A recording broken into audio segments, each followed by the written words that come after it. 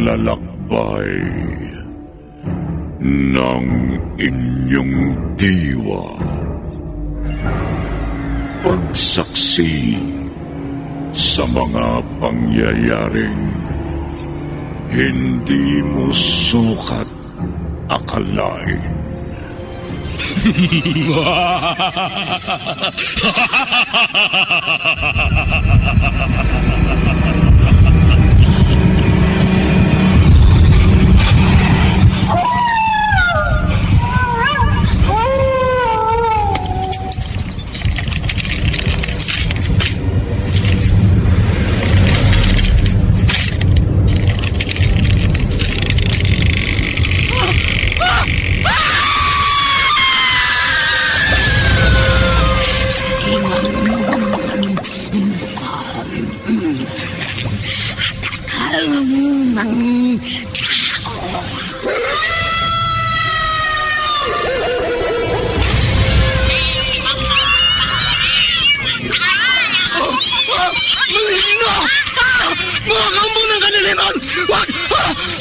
Huwag kayong lalapit sa akin!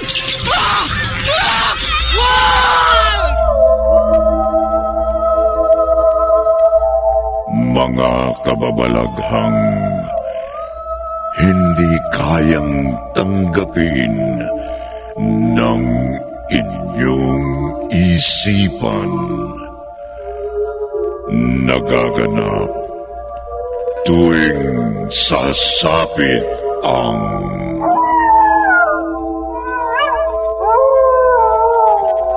gabi ng lagim.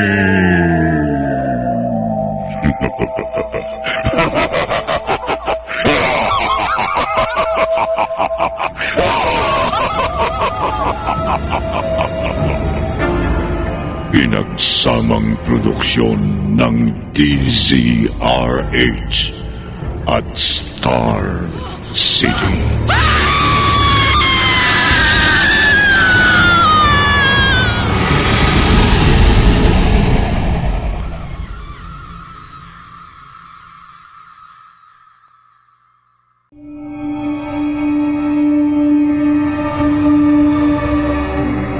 Magandang gabi, kaibigan. Kagabi, isang binatang taga-Maynila na nagbakasyon sa probinsya, si Romer, ang naghangad na makilala ang probinsya ng Sinina. Bagay na tinutulan ng tiyahin ng binata na si Dorang dahil balitang kampo ng dilim ang pamilya ng Dalagita. Pagsapit ni Nina sa kanyang ika-18 taong gulang, nakaramdam siya ng pagkahilo at nawala ng malay.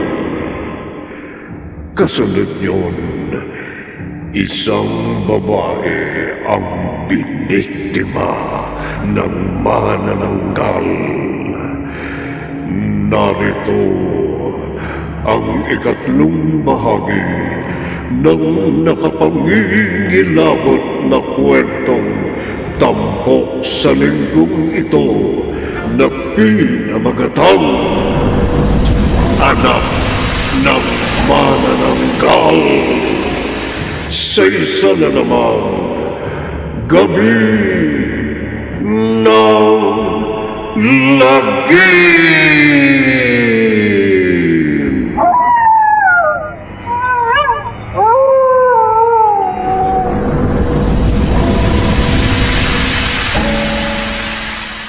Kung hindi sana tumutol ang itay ni Nina, sana nadalaw ko na siya kanina sa kanila at nabigyan ko sana siya ng regalo sa araw ng kanyang kaarawan.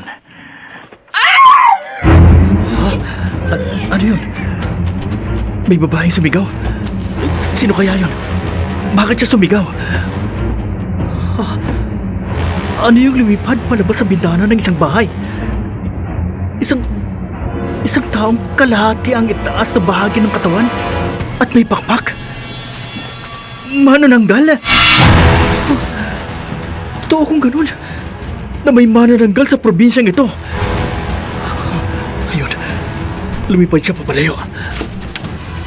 Pupunta ako sa bahay ng pinanggalingan ng manananggal. Baka ang narinig kong babaeng sumigaw kanina ang biniktima ng manananggal.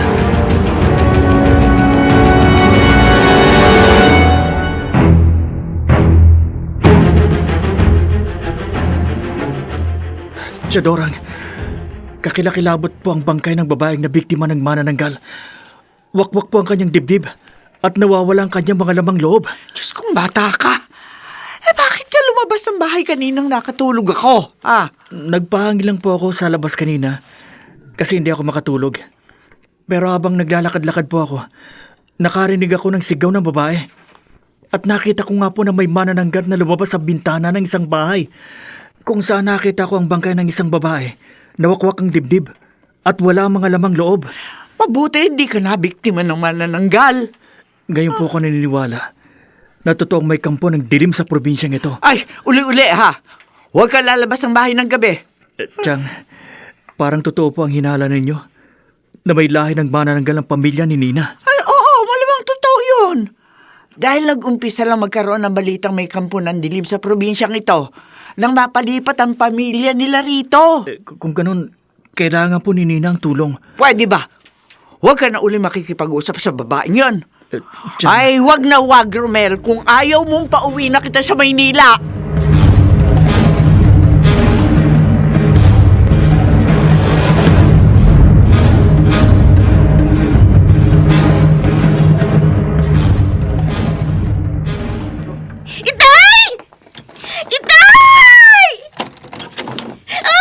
Nina, bakit?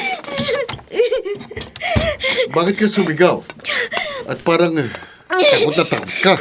Tay, nagising po ako na may bahid ng dugo ang mga kamay at bibig ko. Ha? Oh, naganap na. Ano pong naganap na? Maaring hindi mo alam.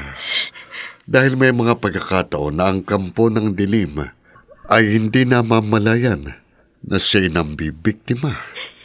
Tay, huwag niyo pong sabihin na... Oo, Nina.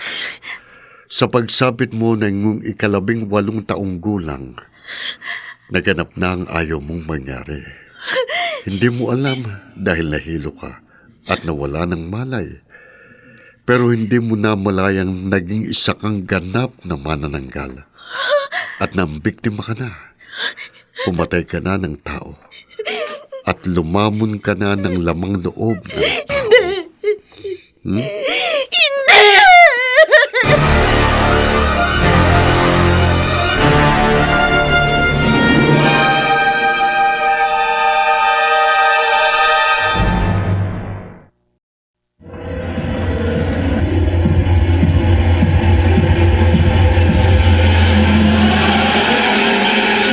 Balikan natin ang kasaysayang tampok sa linggong ito sa isa na namang Gabi ng Lagim.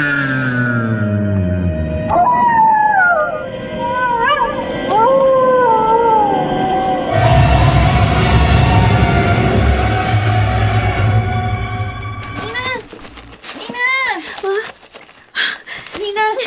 Teka lang! Sandali lang, Nina! Edna! Ano ba? Kung kailan naman kita tinawag at papalapit ako sa'yo, tsaka ka naman hahangos papalayo. Edna, hindi ka na dapat lumalapit sa akin. Bakit naman hindi? Kaibigan kita. Magkaibigan tayo. Kaya babatiin kita sa kaarawan mo kahapon. Lumiyo ka na sa akin para hindi ka mapahama. Ano ka ba? Hindi kita maintindihan. Edna, nangyari na. Nangyari na ang kinatatakutan ko. Anong? May kabarangay tayong biniktima ng manananggal kagabi. Ha? Wakwak ang dibdib at nawawala ang mga laman loob niya. At ikaw ba? Ako yun. Ha? Sabi ng itay ko nahilo ako kagabi at nawala ng malay. Kaya hindi ko alam na naging manananggal ako at nabiktima. Baka naman hindi totoo yun. Totoo. Naniniwala ako sa itay ko. Dahil nang magising ako, may bahid ng dugo sa mga kamay at bibig ko. Ano? Palatandaan, ako nga ang pumatay sa kabarangay nating nabiktima ng manananggal. Nina! Kaya Edna, huwag ka nalalapit sa akin. Huwag na! Para hindi ka mapabilang sa mga biktima ng manananggal. Uy! Sandali, Nina! Sandali lang! Nina!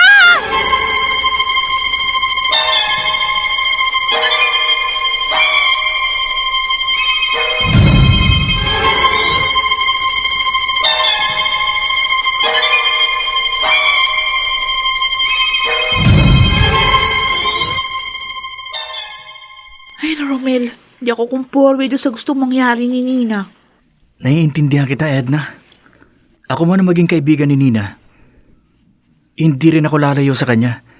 Gaya ng gusto niyang mangyari. Kaya nga nung makasalubong kita, nabanggit ko sa iyo yung problema niya. Sa panahon ng kanyang pamumroblema, higit na kailangan niyang pagmamalasakit ng mga tunay na kaibigan. Salamat. Kaya ko, nagmamalasakit ka rin kay Nina. Edna, hindi ako naniniwala na siyang manananggal na ng biktima kagabi sa isang taga rito sa barangay. Ako rin, hindi. Kung totoo man na may lahing kampo ng dilim ang pamilya ni Nina, huwag natin siyang layuan. Tulungan natin siya. Pero paano, Romel? Paano natin matutulungan ang ating kaibigan? Paano?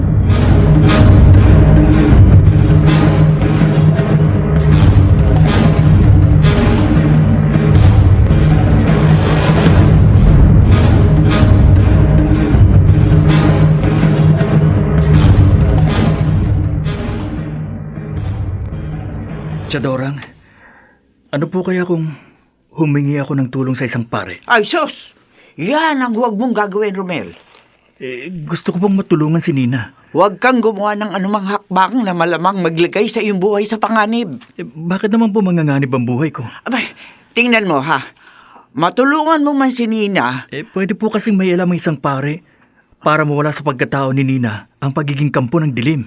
Paano kung ikaw naman ang pagbuntunan ng galit ng kanyang ama? Hindi naman po siguro, Tiyan. Ay nako, Romel. Kaya walang sino man sa lugar na ito nangangas magduda ng harapan sa pamilya ni na Tomas. Dahil nga sa malaking takot sa kanya. Dahil walang kalaban-laban ng karaniwang tao sa isang kampo ng dilim. Gusto ko lang naman pong matulungan si Ay, Nina. wag mong ipilit ang gusto mo. Pag hindi, pauuwi na kita talaga sa Maynila. Tiyan, Ay, hindi na bali magalit ka sa akin. Huwag ka lang mabiktima naman na nanggal. pero... Batang... Romel! Romel! Romel! Tiyan, bakit parang nakakita kayo ng multo? Mayroon lumilipad sa itaas sa bahay natin. Ha? Manananggal! Manananggal!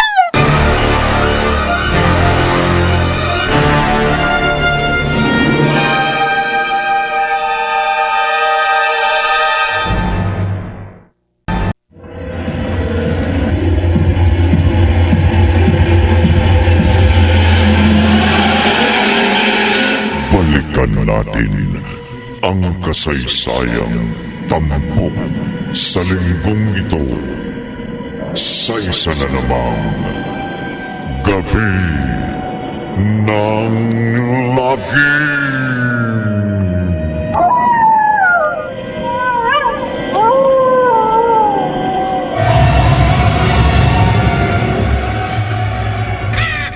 Romel!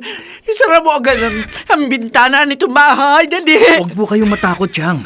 Magkulong tayo rito sa bahay para hindi tayo mapasok na manananggal! Hindi po manananggal yung lumilipad sa itaas ng bahay. Uwak po yun. Uwak! Oo. Uwak! Oh, ayun. Lumipad na papalayo. Ay, oh, Diyos ko, salamat po. Uwak lang pala yun. Huwag po kasi kayo matakot kaagad, Tiyan. Baka dahil po sa takot nyo. Baka kung anong mangyari sa inyo.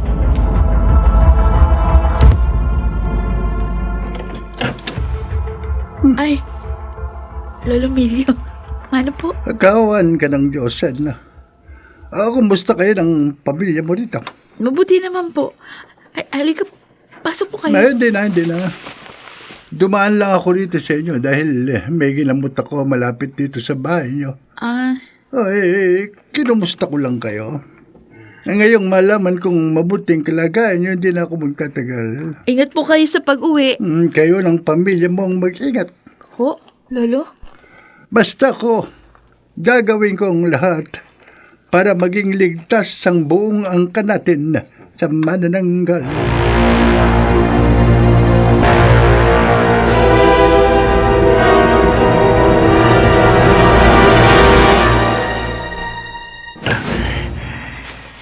Hindi dapat malaman ni Chadorang at ng kanyang pamilya na lumabas ako ng bahay ngayong gabi. Desidido na ako. Hindi ako babalik sa Maynila nang hindi ko natutulungan si Nina. Dito ako dadaan sa sagingan para madali ako makarating sa kanila. Hindi alam ni Chadorang na habang nasa palengke siya, nagpunta ako sa simbahan kanina at humingi ako sa pari ng benditadong tubig, ang holy water, na baka sakaling makatulong kay Nina. May lumilipad sa itaas ng puno. Manananggal! Kanina ko pa inaabangan ang paglabas mo ng bahay, lalaki. Manananggal! Hindi ako natatakot sa'yo! Wala kang laban sa akin. Itong isang botelya ng benditadong tubig! Mamamatay ka! Isasaboy ko sa'yo to! Alika! Hindi mo ako mapipinsala. Hindi ka na ano sa benditadong tubig? Sasakmalin kong dibdib mo. Lalamunin kong lamang loob mo. Papatayin kita.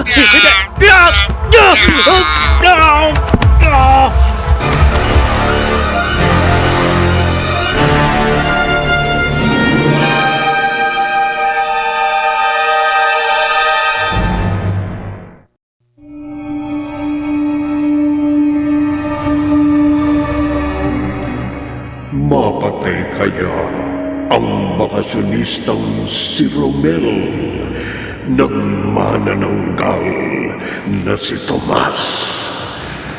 Pakinggan bukas ng gabi ang ika-4 na bahagi ng ating tampok na kwento sa linggong ito na pinamagatang Anak ng Manananggal. Sa isa na namang gabi ng lagi.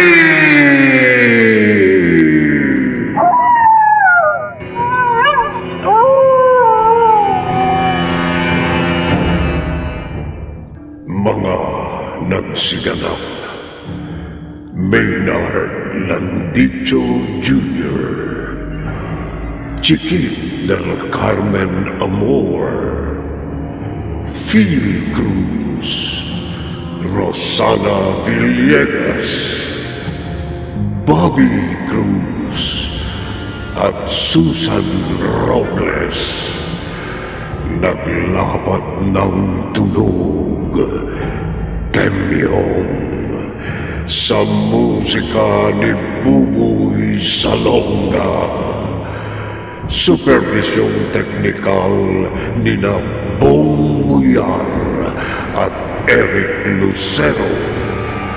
Isinulat ni Orly Aquino at sa direksyon Leonel Benjamin. Gabi ng lagi.